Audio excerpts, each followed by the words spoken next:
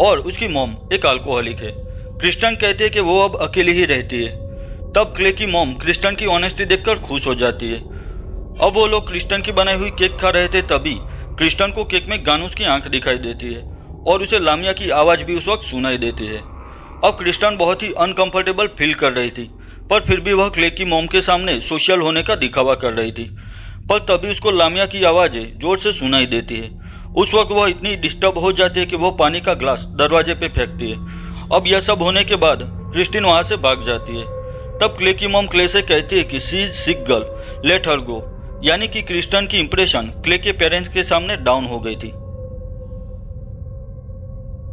अब क्रिस्टिन सीधा राम की शॉप पर जाती है और उसे कहती है कि तुम्हारे कहने पर ही उसने अपनी प्यारी कैट को मार डाला, फिर भी लामिया उसके पीछे है। तो राम कहता है कि ऐसी बुरी सोल से पीछा छुड़ाना शायद इतना आसान नहीं है।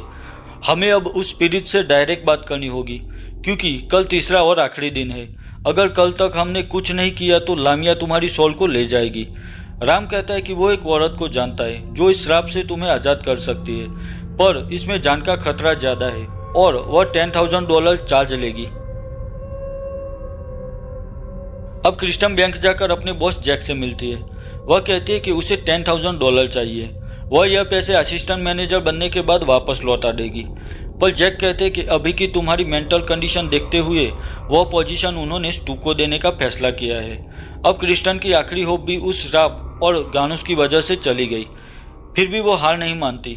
वह अपने घर का कुछ सामान और कुछ चीजें एक सेकंड हैंड शॉप के ओनर को बेच देती है, पर फिर भी उसके पास $10,000 नहीं हो पाते।